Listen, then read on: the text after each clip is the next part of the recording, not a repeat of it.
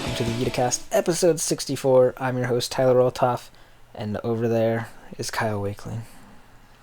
Yep, I'm over here. The hell away from Tyler. Yeah, but he wishes he was closer. Not if you're not wearing pants. Then I wish I was much, much farther than I already am. You already know the answer to that, Kyle. Oh, Lord, somebody buy me a ticket to China.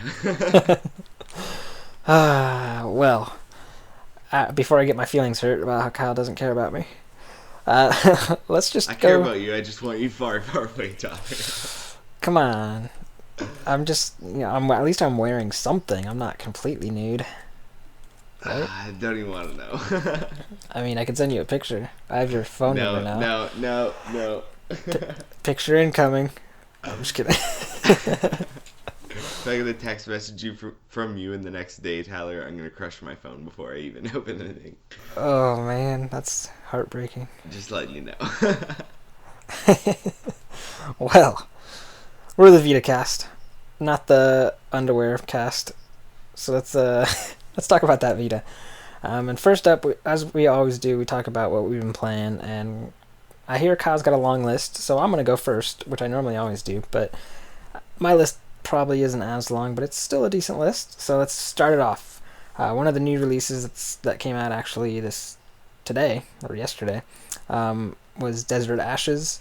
I've been playing a little bit of it, not enough to really have a full opinion on it, but enough to get a gist of what it is, and it's very interesting. I'll definitely play a little bit more to get a better feel for it because, like I said, I'm really early on in the game, so I don't feel like it's fair to just judge it right off the bat like that. So, but what I've played, it's got me a little bit entertained. So next week, hopefully I'll have a lot more playtime in it and I can report back to you guys. So there's that one. I played a little bit of Minecraft today, and actually on Sunday we did a lounge play. We haven't done one in a long time, so it was kind of nice to play that. And there's a couple other games we played on the lounge play, but I'll get into that in a second. But I played a little bit of Minecraft with a couple friends of the Vita Lounge, and it was a good time. We built some stuff. We ran from things. I tried drowning someone, and good times. Other than that, played a little bit of Terraria, not too much. I basically spawned into my world, looked around, got attacked by a flying dragon, got mad and quit. So that was that. Also, here's a couple of the lounge play games that we played. Dragon Ball Z, Battle of Z. That was a lot of fun. Went around kicking some Dragon Ball Z ass. So it's always good to play that, and especially having a full group of people that you're talking to in the party. That way you can communicate and just chat while you're beating people up. So that was fun. And I don't think I've actually played with the full party before, so that was very interesting. But it was good. And then, of course, we played some Killzone Mercenary, which is something we normally always play in the lounge play. And I'm a badass at that game. You definitely need to watch the video. Kyle just posted up the story with all the games in it, so feel free to go to the site and watch that, and watch me kick some ass in Killzone. And then the other game that we played was something that I'm blanking on. Oh, Little Big Planet. That game is just so hilarious. Oh my gosh. They need to make another one on the Vita, even though this one's just so great. You can come back to it so many times. I would love for them to bring out another one. So, of course, we did the shark levels because that's tradition. So go watch the video, have some laughs, and hopefully we can get some more of these going and join us next time we do it. And then I'll just go through a couple games here real quick without really mentioning too much about it. I played some Madden, I played a little bit of Dead Man's Cross, and I played Borderlands 2 and Hyper Devotion Noir Goddess Blackheart. Just a little bit of those games. So what about you, Kyle? What did you get your hands on this week? Well, you said you didn't play a lot, but you played quite a bit. I dug into quite a bit as well. I started the week with Kick and Fennec. Played that quite a bit, although I got kind of stuck, so I kind of got a little aggravated with that and took a break. So, Yeah. Anyway, I'll get back to that one for sure. Next up, I definitely played some Tukiden. I'm looking to get some of the trophies cleaned up and some of the other stuff on that, and had to upgrade some stuff. So, yeah, doing better now, and hopefully I'll be good for when Tyler and I get down to that again.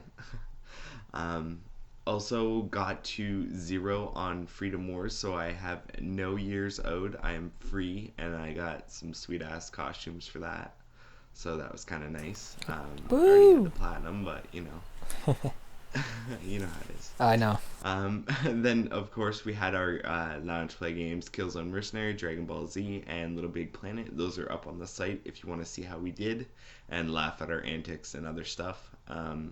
As you would probably know if you've seen any of our Little Big Planet videos, they're pretty funny. So, yeah, you should probably go look at that. Also, I grabbed my Senran Kagura Shinobi versus Platinum, so that was pretty awesome. A little bit of a grind there at the end, but not anywhere near as long as I thought it was going to be, so it was kind of a surprise and a quick, you know, work there. Um, and also, I played some Danganronpa and Danganronpa 2. I had to clean up some trophies and stuff on those. But I still haven't got any more because they're grindy and I just kind of get aggravated and be like, man, and play something else. So that was most of my week right there. But I think the game I played most for sure was Tukiden because, yeah, it needs it. All right. Is that all you played? Yeah, that's all I played on Vita anyway. Well, all right. Some good games there, and oh man, some interesting games here for review. So let's head in there. What did we review this week, Kyle? All right. Well, we've got two games up for review this week. The first one was Liam's review of Kick and Fennec, which he gave a 4.6 out of 5. We've talked quite a bit about Kick and Fennec, so I'll just kind of go into his quote here and see how it is. So Liam says, quote, Kick and Fennec is easily one of the most exciting new IPs to hit PlayStation Vita, and as Jaywalkers Interactive's first release is a very impressive effort. Be sure to pick this up and play it. You won't be disappointed. End quote. So some high praise there. I know I'm stuck, but I am enjoying it so far. And what about you, Tyler? How are you feeling about Well, this point? I'm still at the same point I was last week. I haven't jumped back into it. So, yeah. There's just so many games, and believe me, like I said last week, I really want to get back into it. So, I will try to make it a point to play more before next episode. You better. I, I'll try my best, Kyle. Do it. All right. Next up, our next review and last review of the week is Jungle Rumble, Freedom, Happiness, and Bananas, which was reviewed by Adrian, and he gave it a 1.9 out of 5, saying, quote, Jungle Rumble, Freedom, Happiness, and Bananas sounds good on paper, but the execution is flawed, and that's a shame. It could have been something special using the Vita's great touchscreen, but instead falls flat on its face. End quote. So some heavy words there. I haven't played it personally, but Tyler has, so I'll let him fill you in on what he thinks. Well, yeah, it's interesting. So if you've played Patapon, you'd kind of have an idea of what this game's all about. You do different rhythmic tapping on the screen to make your monkeys execute certain moves. So you would hit, you know, it's hard to explain over the audio format, but let's imagine it as kind of computer talk. So 0101 would make your monkey move forward a spot, and then hitting 0001 would be throwing a coconut at an enemy in front of you. And I mean, I didn't play a whole lot. I definitely didn't play as much as Adrian did. So I mean, it can get completely different if you move forward throughout the levels, and I would assume it would, and I would hope it would, because that's how games are, normally designed, is to change things up as you get further. But the brief amount of time I got into it, it just, I don't know, it didn't grab me enough, and it didn't seem to have variety. Maybe one of these days I'll jump back into it and push further to get a better grasp about what the game's all about. But as it stands, there's not really too much that's going to bring me back to it because there's so many other games coming that I have way more interest in. So it just seems like it was a missed opportunity, and what can you do? All right.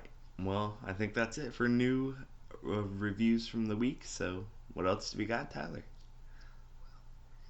Well, we're going to head on to those new releases, which is what it sounded like you were about to say.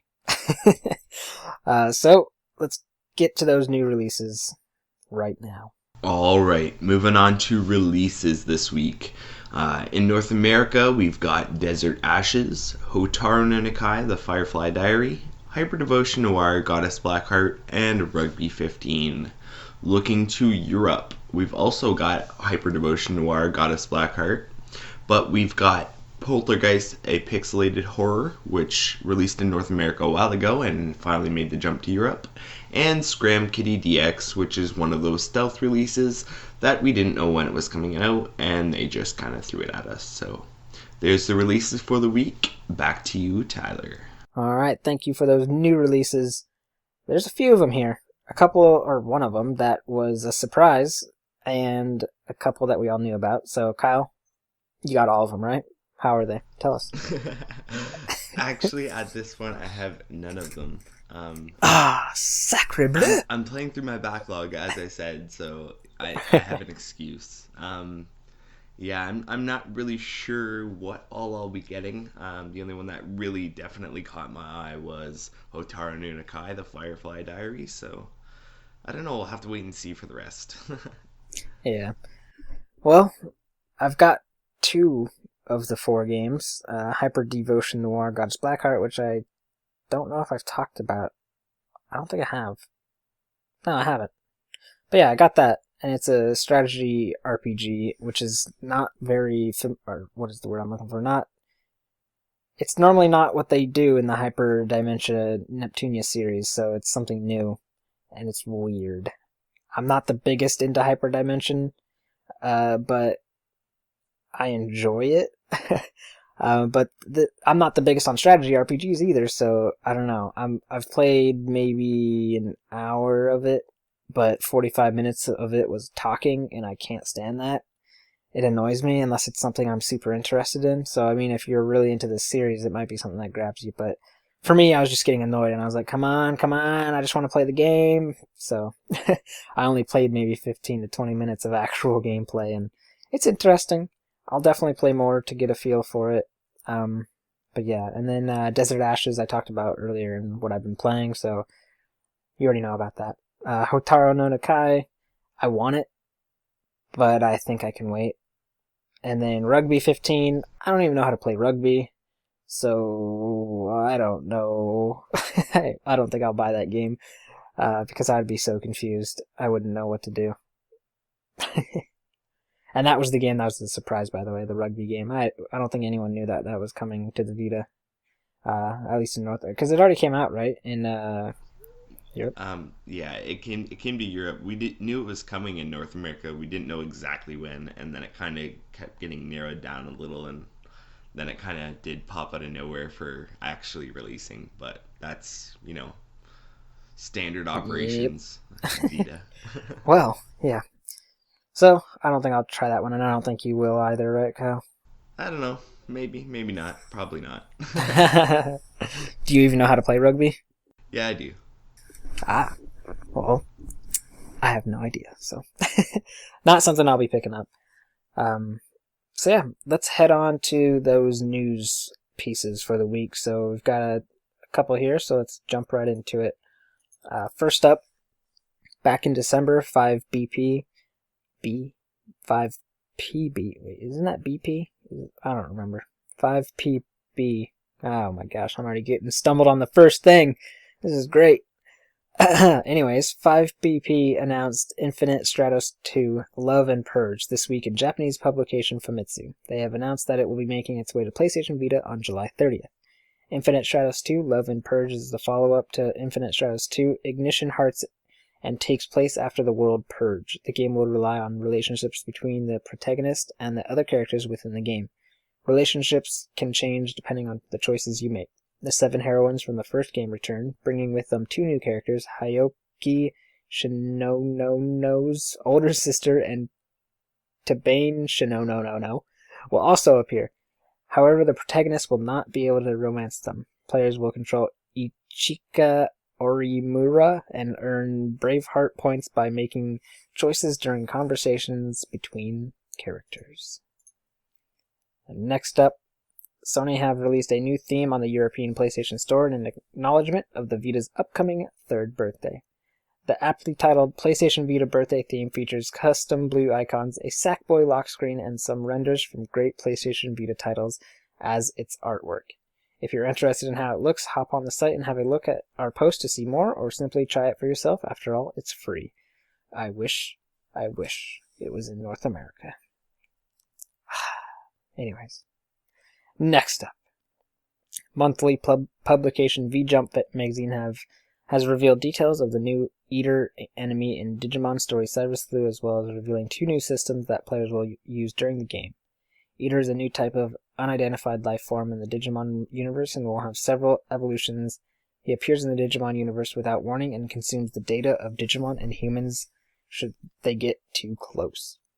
3 additional forms of Eater have been announced so far, including Eater Eve, Eater Atom, and Eater Humanoid.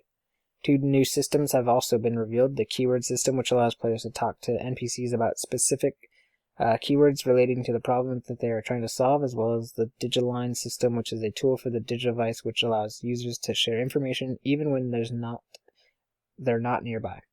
Finally, V-Jump Books have confirmed that they'll be publishing an official strategy guide for the game. The strategy guide will include a code for a Taiachi Kamaya costume for Agumon, which will give the characters a rare skill. The strategy guide will launch the same day as the game in Japan and will cost 1,500 yen.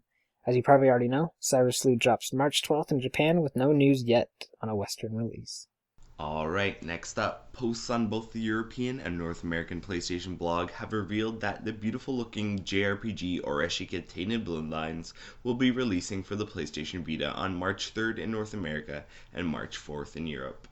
Available as a digital-only title in both regions, the game is set to cost $19.99. That's both dollars or euros, depending on your region. Oreshika Tainted Bloodlines is a RPG set in ancient Japan with an art style that is inspired by brush paintings from the Heian era. In the game, you'll be exploring a watercolor world that is wonderful yet strange, full of wonderful yet strange creatures based on Japanese mythology. The game will feature a Japanese voiceover to ensure that the audio matches the overall feel of the game.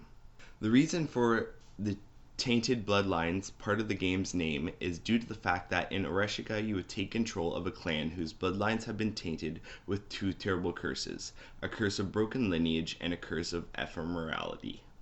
The curse of ephemerality will see members of your clan age rapidly with a maximum lifespan of around 2 years. As you play the game and explore dungeons, defeat demons, and find treasure, the in-game clock will be ticking away so that you'll need to plan ahead if you want to succeed. The one thing that you will need to make sure of is that your clan's family tree grows to ensure that there will be new members in the clan who can step up and fill the role when another clan member perishes. This is where the curse of broken lineage throws a spanner in the works. This curse prevents your clan members from being able to procreate. To get around this, you'll have to turn to the gods for help, performing the rite of divine union with a god to create a new clan member. Choosing the right god to perform the rite with is rather important, as this will affect the stats and appearance of the new clan member that is created. The genetic makeup of the newly created addition to your clan will be a combination of the chosen god and the clan member that you pick as the parent. It was also announced on the PlayStation blog that those who pick up the game within the first 2 weeks of it being on sale will receive the gods Kiri no Mashu and Tankaren Rinas as a special bonus for and being an early adopter of Oreshika.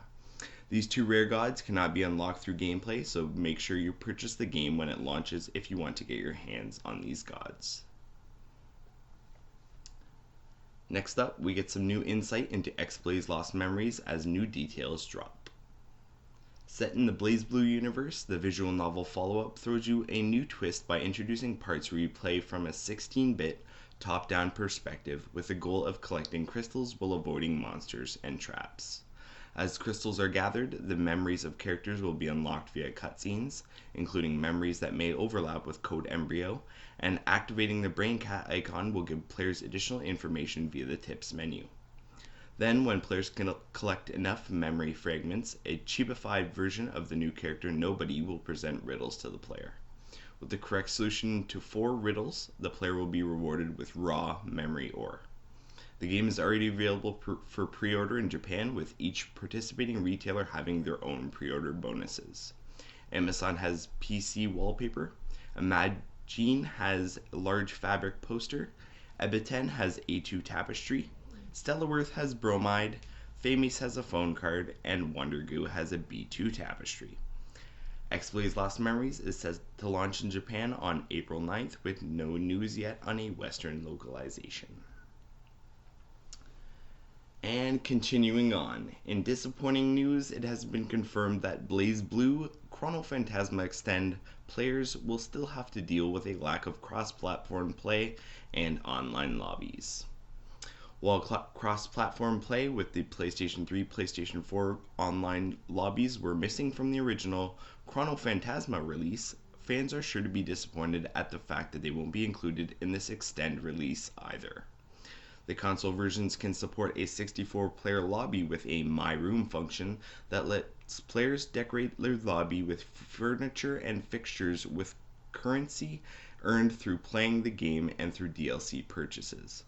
On the other hand, Vita owners will be getting the same online experience that Chrono Phantasma had when it was released in 2014. Online, but no lobbies. BlazBlue Chrono Phantasma Extend is set to release April 23rd in Japan, with still no word on a Western release. Alright. Next up, NIS America has finally announced the localization of Zetsubo Shoujo Danganronpa Another Episode, coming to the Vita near you this fall. Whee! Announced today for Western release. Not today, but last week, or whenever this was posted, I can't remember.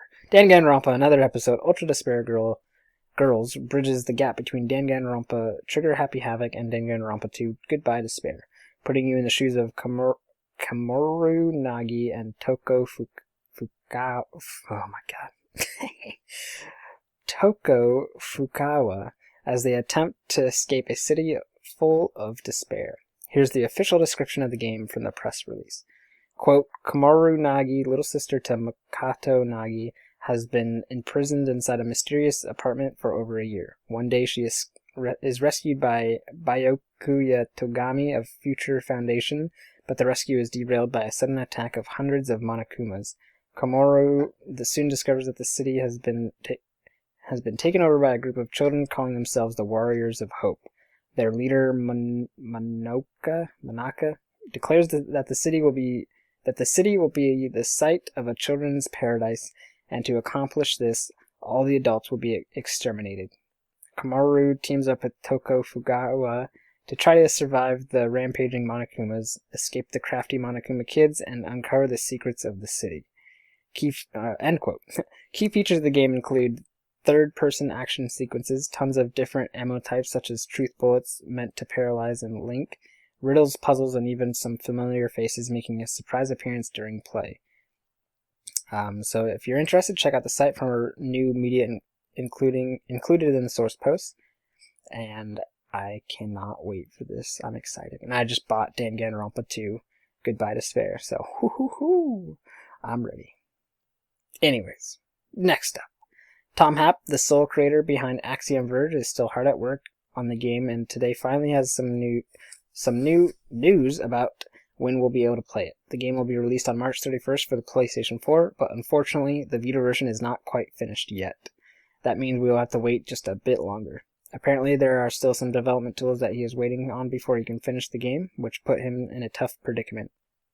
Should he release one version first or wait until both are done? Tom decided to go ahead and launch the PS4 version first to get the game out as quickly as possible. and then release the Vita version as soon as it's ready. However, the game is cross-buy, so the purchase of the game on the one system will get you both. And what are we going to...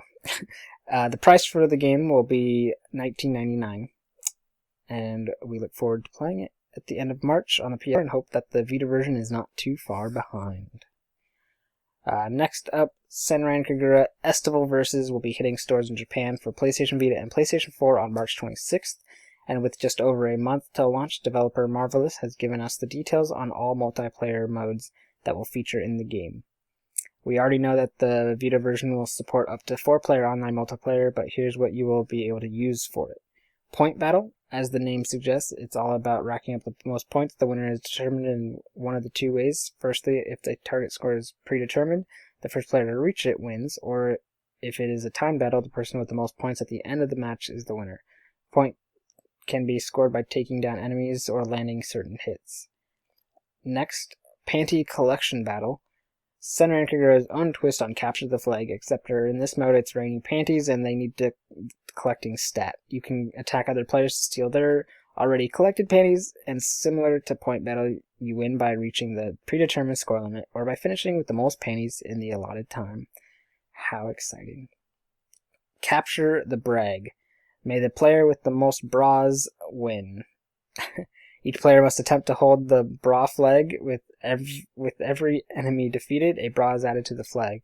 The more bras you get, the stronger you will be. You win by either having hold of the flag when the time runs out, or by reaching a set number of bras. Oh boy. Kyle's excited. When am I not excited, Tyler? It's Senran Kagura. You just platinumed that, didn't you? I did. Did you even mention that in what you've been playing? I'm pretty sure I did, Tyler. Were you even listening? Clearly not. You dick. Well. Well, indeed. Alrighty, moving on with the news.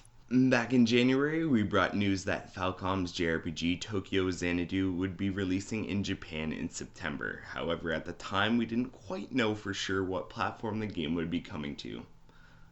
Now we do. The latest issue of Dengeki PlayStation has revealed that Tokyo Xanadu is a PlayStation Vita exclusive, and they have also announced some new details on the game. The first two characters have been revealed as Kao Tokisaka, who is the main protagonist of the game, and Asuka Hiragi.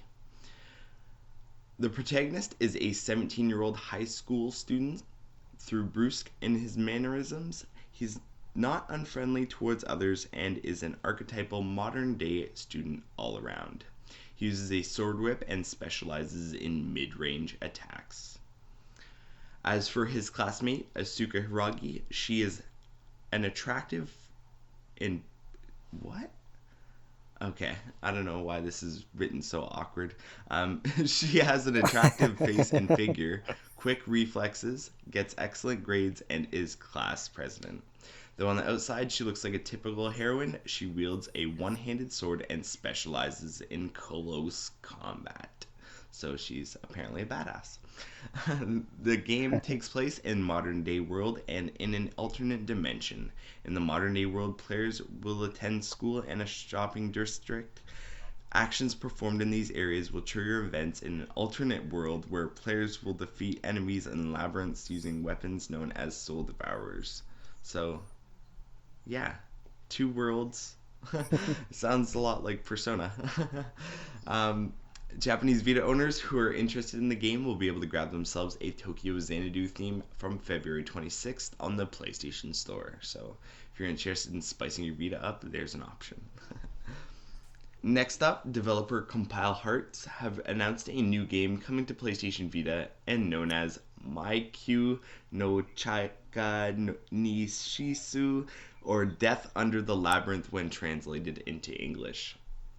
Very little is known about this title at the moment, but some details include that it is part of the Makai Ichiban Kan series, which also includes the upcoming Destroyer Trillion for PlayStation Vita. More details are expected in the March 26th issue of Dengeki PlayStation, and we'll almost certainly be covering it, so stay tuned. And last up, Bandai Namco and Experience have announced that Dungeon RPG Ray Gigant will be coming to the Vita. Ray Gigant is an end-of-the-world dungeon crawling RPG that takes place in the future where a giant is on the verge of destroying Earth as we know it. For reasons we still do not know, 3 high school students, Kazuya Tenpu, Kyle Griffin, and Nil Phineas, join the fray in a chapter-based adventure that includes each character. The gameplay is described as a dungeon crawler RPG with a third-person over-the-shoulder camera that is completely story-driven. In other words, your party is shaped by the plot of the game. The action and battle sequences have been described to be similar as the PlayStation 3's Time and Eternity, which is a drastic difference from Demon Gaze and the upcoming Operation Abyss Tokyo New Legacy. Bandai Namco's producer Ryo Mato and Experience president Hajime Chikami talked to Dengeki PlayStation, and there's a translation of their interview on the site if you're interested, and that's via Jamatsu. Ray Gigant is slated for a summer 2015 release in Japan, and there is still no word on localization for the West. And damn, I guess that's the news, Tyler. Oh, snap. Are you disappointed? There's some good news in there. I meant that you don't get to read more and, you know. Oh. I'm super disappointed. Yeah, it's all your fault, Tyler. Yep. I've deleted all the news that was supposed to be right after that because I was like, no, not happening. We're doing 12 every time now. He had a temper tantrum, and now we only do 12. Yep. It's all me. You can blame me. Just send me a tweet at Teflon Tactics. Yeah, that's because that's who you are. Anyway, moving on, I think we should go into talking points. So, what are the announced release games that we're looking forward to from the week, Tyler? Oh boy. Well, we didn't talk about it in the news at all, but I think we talked about it last week. Helldivers, I'm super excited for. Cannot wait to play that. Hopefully I get a code for it soon before it comes out because I will be reviewing that game for the Vita Lounge, so I would love to get that game early, but you never know what happens with that. Sometimes we get it on the same day it comes out or even later. You never know. So I'm ready to play that. Of course, you know, the games that we always talk about, Sword Art Online, Digimon Story Cyber Sleuth, that one game, J-Star's Victory Versus, that one. That one game. Yeah. I had a brain for it. Senran Kagura Estival Versus, I'm excited for that, even though I still need to play Shinobi Versus more, which seeing Kyle get that platinum made me really want to play the game more, so... Mwahaha, I'm the Ninja Titty Master. Yes, he is. So, I need to play that and become, you know, the apprentice to the master. Alright, what else? Orochi Tainted Bloodlines. I'm a little excited for that. I don't know. It's weird looking, but interesting. There's just so many games, and it comes out the same day that Helldivers does, so I'm just like, oh, man. Yeah, and then of course Danganronpa Ultra Despair Girls. That is something I am wanting, and so happy that they're bringing it over. And then, you know, just if I missed anything, Kyle will clear it up. So, what are you excited for, Kyle? Well, all those ones that you mentioned, pretty much. Also, Tokyo Xanadu looks pretty awesome. I'm kind of getting interested in that. Ooh, yes. Also, I would just like to reaffirm my interest in Danganronpa Ultra Despair Girls, because that looks freaking awesome, and I can't wait for that. I knew they were going to announce it, and I was just waiting for it, and then when they did, I was like, yes! It was just one of those moments. Other than that,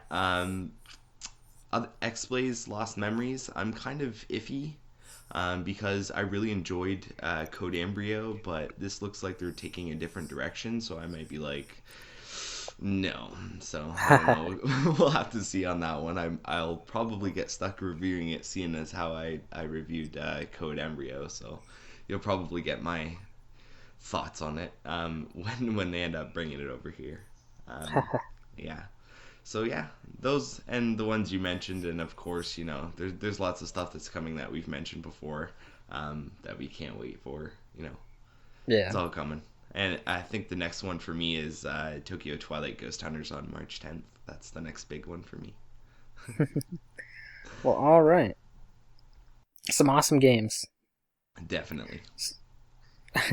So before we jump into listener mail, um, I wanted to bring something up that I don't think Kyle even knows about. Well, he knows about it, but it's not in our little schedule thing here. But I just wanted to read what my post was from the 3 years today thing, because it is the Vita's birthday week, and I think we should take a little bit of time to just reflect on these 3 years. So, first off, happy birthday, Vita. No, Kyle, you don't want to say it? Fine, fuck you. I was letting you continue on. I thought you were having a moment, Tyler.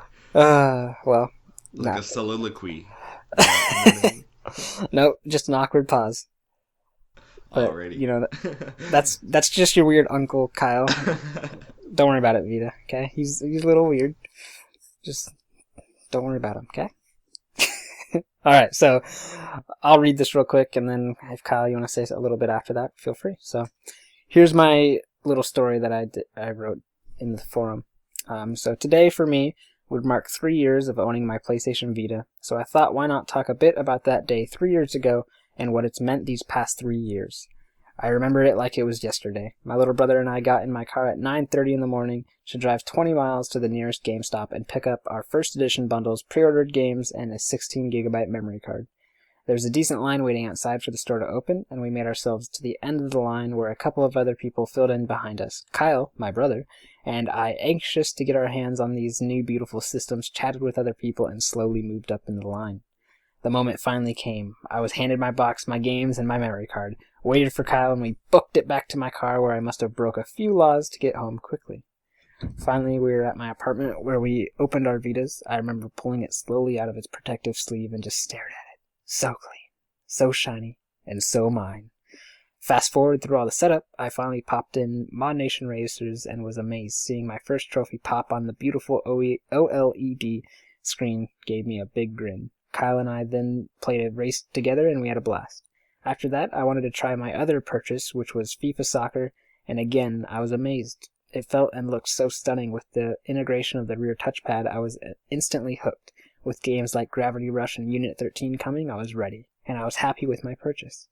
The PlayStation Vita has been a wonderful system for me, and I wouldn't trade it for anything.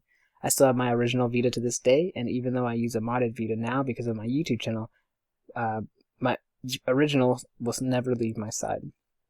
I've gotten to play some amazing titles these past few years, and even though it hasn't been the system most people out there wanted, it's exactly what I've wanted.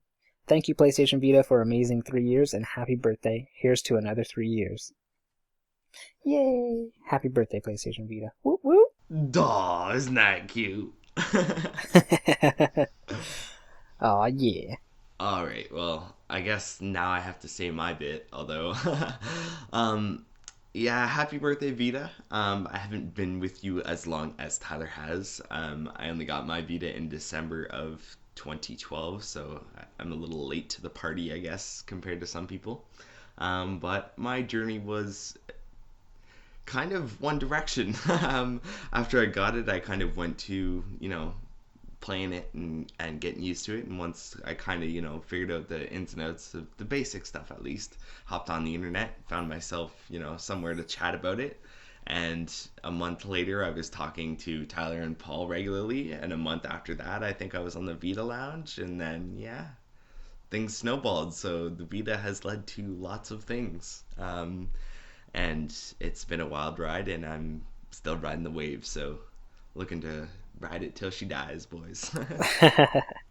Aw, yeah. That's how it should be, right? That's right. Awesome. So yeah, you should definitely go to the forum though and write your the day that you picked up your Vita, or even if it was like, you're listening to this episode because you just bought your Vita, share that moment. Maybe you got it a couple months ago. I mean, just talk about it. It's the Vita's birthday, and we need to celebrate. So yeah, now we can head to the listener mail, Kyle. We've got a few pieces here, so let's switch it up. We'll go back and forth. Go ahead and start it, Kyle. All right. So this one comes as a email. It's our only email of the week, so yay for actually using email.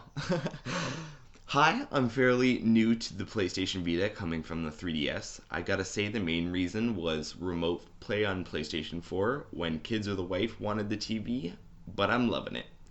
I've played nonstop Uncharted. I gotta get that plat. It's so good. And because of PlayStation Plus, I've got so many games to play. I need more hours in the day. Either that or give up work. Haha. So my question is, why didn't it sell? At least on par with the 3DS. On the face of it, they both look pretty even. Love the website and podcast. Keep it up. Thanks, James Lawrence from England. Well, thanks for the question, James. And I think gotta get that plat is catching on, Kyle. So Hashtag it, Tyler. I did. I can't All remember the what I time. did it for. I will. Anytime I'm talking about trophies, I'll hashtag gotta get that plat. And feel free everyone else to do that too. Alright, so why didn't it sell? We've talked about it a lot in the podcast, and I think it comes down to marketing, because no one even knows what the Vita is, unless you are heavy into gaming and whatnot. So, I mean, if you own a 3DS, you probably know what the Vita is, because you probably automatically just hate it, because it's the competition. But, yeah, I mean, it didn't sell well because after Sony pushed it through its maybe first year and a little bit in its second, they just kind of just stopped caring about it. The PlayStation 4 has really taken all the momentum and all their dollars into the marketing, and they just, I mean, anytime something big is coming to the Vita, Freedom Wars. Freedom Wars was probably the last big retail game that came to the Vita, and if they just put a 30-second commercial on TV about it, that would sell. And they didn't. They just were like, hey, Freedom Wars, it's coming. And it came. And people that own Vitas got it, and I'm sure there's a few people that bought Vitas for it, but not nearly enough that would have, pushed it hard. So, but yeah, marketing, you gotta have it. You gotta stick with it. I mean, the 3DS didn't do very well at first as well because of the price and whatnot. But I'm not too educated on the 3DS, but I'm pretty sure that after they dropped the price and then they just started pushing it like crazy, it took off. And yeah, I mean, there's so many great games on the Vita that they could easily market on TV that would sell. Big one, Minecraft. And then, all the other exclusives like Persona 4, Killzone Mercenary, Tearaway. There's just so many games that they could bring out trailers and commercials for that would push it, but they don't. So it's their loss. Really. Do you disagree, Kyle? What do you think? Am I completely wrong? Um, you're right, and yeah, I don't know. I think a lot of it definitely has to do with marketing. We've talked about that before, but even deeper kind of than that, it goes to perception. It's about how people see the Vita or don't see the Vita, and how they kind of see the whole market, I guess, as a whole. Um, I think that really, if they would have, and if they still do, want to make the Vita popular, I think all it really needs is a little bit of PR. Yeah. I think really, getting it out there and stuff and telling people what a Vita is and what it can do would go a long way. Even now, I know people think that, this far into a console's life, it may be a lost cause, or that you can't grow the market anymore, or that you can't turn any tricks to make things different, but you can. And that's all they really have to do is, try something. Yeah. If they don't do anything, obviously nothing's going to happen. So, here we are, doing Sony's job. So, let's head on to the next, I guess, statement. Not really a question, but thank you, James, for the question. So the next thing we got here is from Xtema, and he says, I'm officially in love with Neptunian games, or maybe I just love Nep Nep. Either way, Compile Hearts rocks. So that's a comment, it's a statement, and yeah, those games are awesome, and if you're a fan, then you've got plenty to choose from, so, and the new one just came out, so, yeah. That was easy. Back to you, Kyle. Yay, Compile Heart. Um, as you guys have probably heard me talking about these games and stuff, I haven't really dug in too hard, but I mean, a lot of people love them, and I like Compile Heart, so yay. All right, looks like it's my turn again. Fletcher at Poole Poole 712 asks, "Do you think Freedom Wars will get a sequel?" And I got Persona 4, Super Stardust, and Dust Forest in the B-Day sale. Uh, do I think Freedom Wars will get a sequel? Yes, I believe so, and I hope so. I think it did pretty well in Japan. Um, I don't know how well it did over here, but I think it did well enough to, be really considered for it, and I really hope so, because I love the game, and Kyle and I both platinumed it. I reviewed it and gave it, I can't remember what I gave it, but I gave it a really high score. I think it was a 4.8, I believe. But yeah, 4.8 out of 5, I believe, is what I gave it, and it was an awesome game, and there's a lot that they can work off of. It's a new IP, and, normally the first one that they bring out, if they decide to make it a series, is, just a starting point, and they see what they can work off of, and the second one normally is better. So I'm ready for another one, but yeah, I think they'll do it. Who knows? And awesome, Persona 4 is a great game. You are gonna hopefully not be disappointed, because that game is awesome.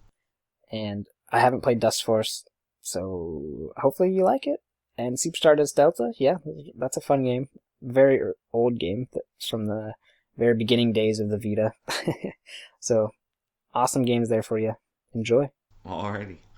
Well, yeah, I'm gonna say that it's unlikely Freedom Wars will get a sequel. I mean, Ooh. like I mean, at this point, I'm just thinking it's not doing the greatest. And I think that so much money and stuff went into it that it's just I'm not sure that they're gonna get their investment back enough to warrant a second one.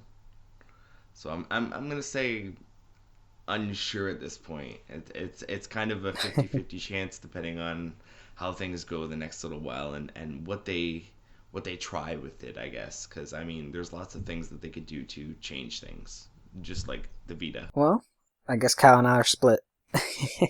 I'm sticking to it. I think it's going to happen. We'll see. Well, alright. Well, thanks, Fletcher, for the question. Next up, this is from PSVita Roundup at PSP2 Roundup. I'm trying to figure out how many games the Vita will get in 2016. Thoughts? All right. So we already know that there's a couple games at least that there's no way that they're gonna make it up this year. So there's something there. Freedom Wars 2. As for how many, it's hard to predict at this point. I mean, people didn't think the Vita was going to get a lot of games. People didn't think the Vita was getting a lot of games. But if you actually look at the numbers, it has been. And, like, I mean, anywhere from, like, 25 to 50 games every quarter, just piling in. That's each region, not, total games. So, like, I mean, there's lots going on depending on what time of year it is and what's happening with different studios and whatnot. So, I don't see there being a shortage of games in 2016 at the least. Yeah. Well, there's 52 weeks, so that means 52 Tuesdays. So, I'm gonna say we're gonna get probably 2 to 3 games every Tuesday. So I'm gonna say 100 plus, like they said, I think, for 2015. So, yeah, 100 plus. Sounds good. Nothing wrong with that. No. As long as they're good games, I'm down. Yeah. And you never know what can happen. There's some great games that still haven't even come out yet, like you were saying, that just can't make it in 2015. So, yeah. Tons of games. All right. Games.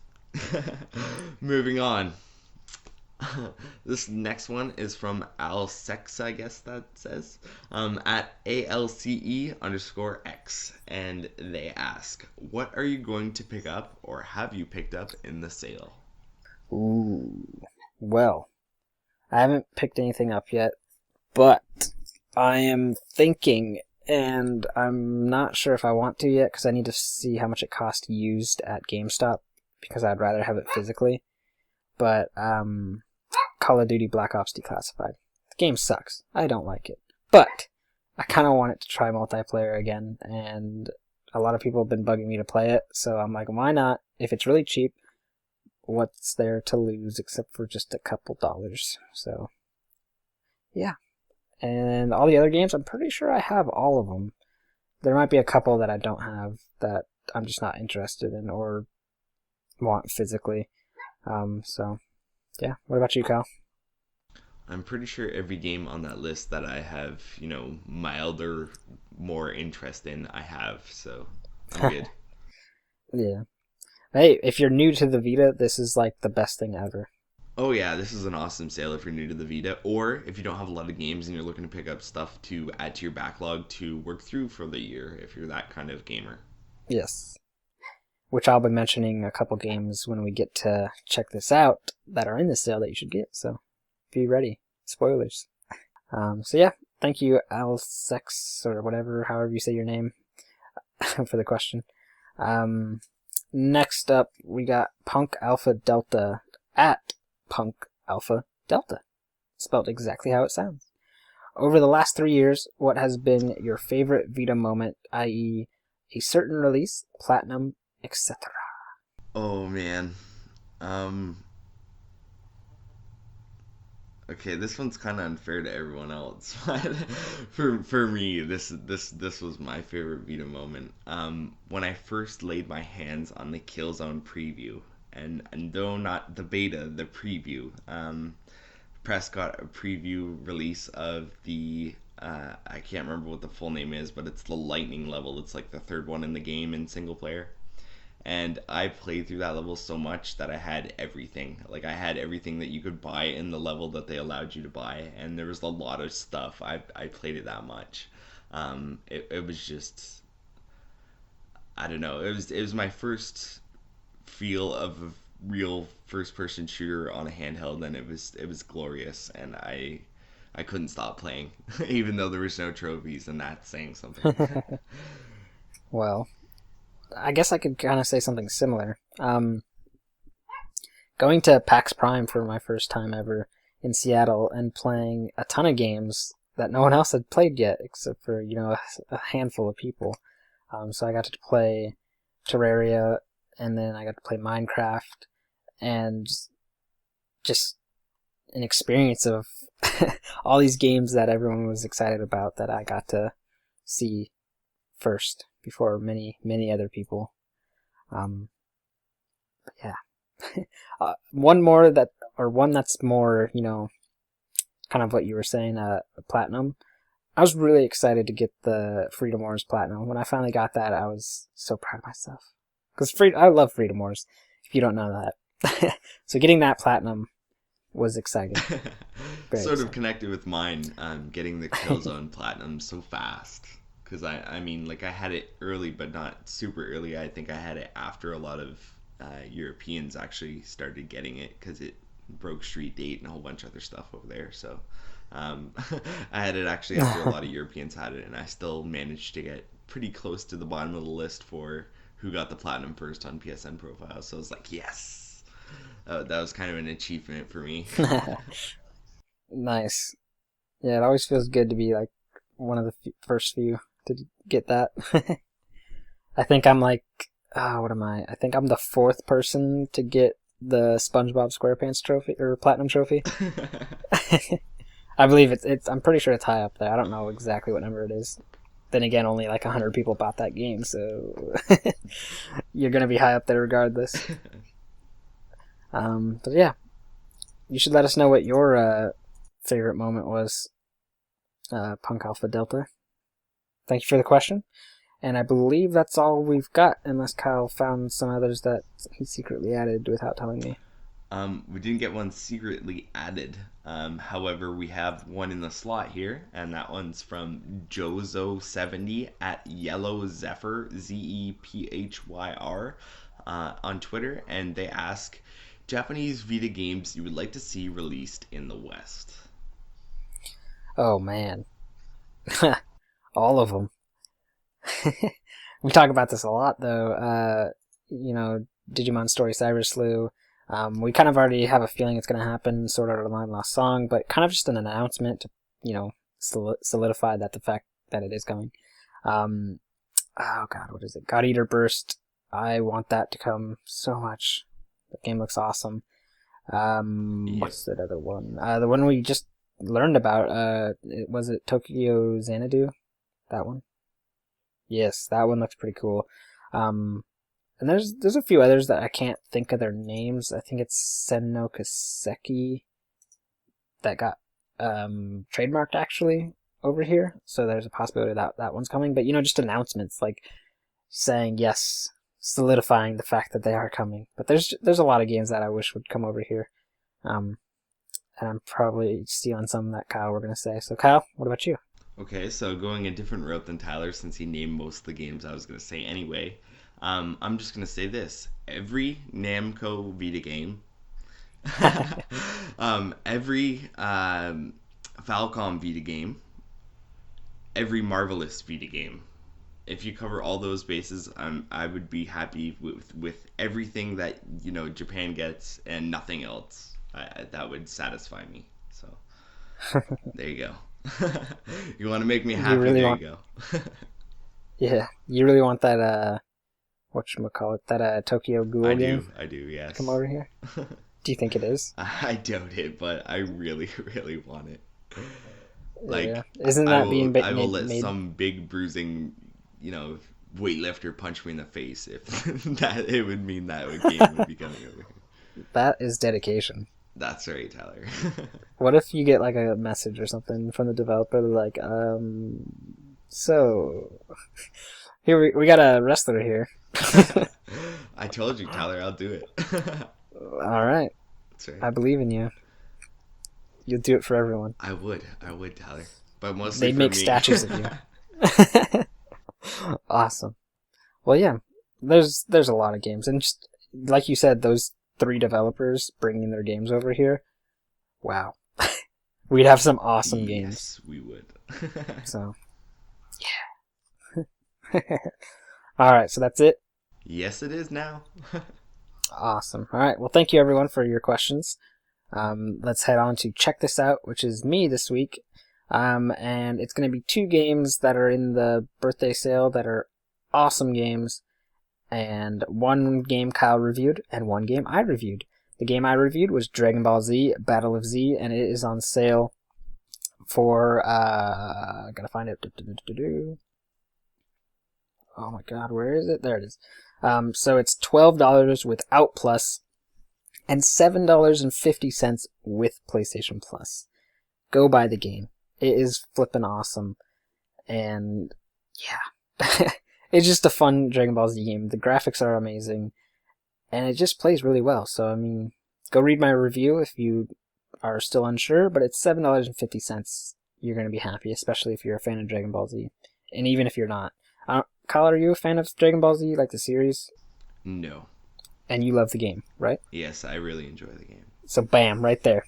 Kyle likes it and doesn't care about the series. So, go grab it. And then the game Kyle reviewed, which would be Sword Art Online Hollow Fragment, which is flippin' awesome. And I need to play more of it, though I am stuck on one of the floors, and I can't log out. So, I need to play more of that. But yeah, the game is really deep, so I mean, I guess I should say how much it is. So, isn't it originally like $39.99? Yes, sir. So here's the discount. $23.99 if you don't have Plus. That's awesome already. Or, if you have PlayStation Plus, $15.99. What are you doing with yourself? Go buy that game. Buy both these games, and you will literally have hours and hours and hours of things to do. So yeah, go grab those games. They're awesome. So those are my check these out games for the week. And there's plenty of other games in the sale that are awesome. So if you're looking to fill up some of your backlog, or you just don't have that many games and you've been waiting for a big sale like this is probably one of the biggest sales that's going to happen recently. So tons of games in there. We got a ton of reviews of these games on the site, so feel free to check out the site and read any review of any of the games that you're interested in the sale and see if they grab your attention enough to pick them up.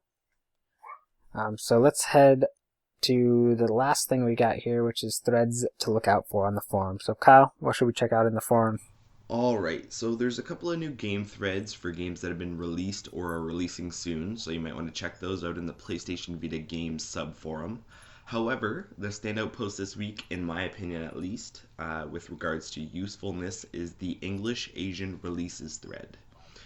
This thread was started by Billy Bobbine and is basically looking to find games that were released physically in English, either spoken or subtitled, in Asia, which can be imported and don't have a physical copy available in English in the West. A good few examples of games like this would be Sword Art Online Hollow Fragment, Soul Sacrifice Delta, and Final Fantasy X2, which all come in English physical copy in Asia, and we do not have over here physically, anyway. If you know any and want to help fill this list, or if you're looking to find out for yourself, the thread is on our forum in the PlayStation Vita game section. Oh, yeah. Well, alright. I think that's all we got this week, so let's head out of here. So, you can find everything that we talked about on the VitaLounge.net. We're all on Twitter, at the Vita Lounge. I'm at Mr. PSVita Reviews. Kyle is at Teflon Tactics. We're on Facebook. Just search the Vita Lounge. We're on YouTube, youtube.com/loungeplay. We post up lounge plays. We just did the lounge plays recently, like we were talking about earlier in the podcast, so feel free to watch those and join up when we do the next one. Also, the Patreon for the magazine, patreon.com/thevitalounge. You can donate money to help us out with our magazine that we're trying to do. We're doing an electronic magazine, or for 50 people, we are doing physical. So you just pay money for every time we release one of the magazines, and it will cover basically every quarter involving the Vita and its content and reviews and new releases and everything that's happened within the quarter. So go check that out and help us with that if you're interested. Also, the forum, thevitalounge.net/forum. Sign up, join the conversation, introduce yourself, check out the forum that Kyle was just talking about, and mention some of the games that you know about, if you know any. We're on iTunes, subscribe to us, and let us know how we're doing, give us a rating, and that would be the VitaCast. Happy birthday, PlayStation Vita. We're out of here. Happy birthday, Vita! Woo! Yeah!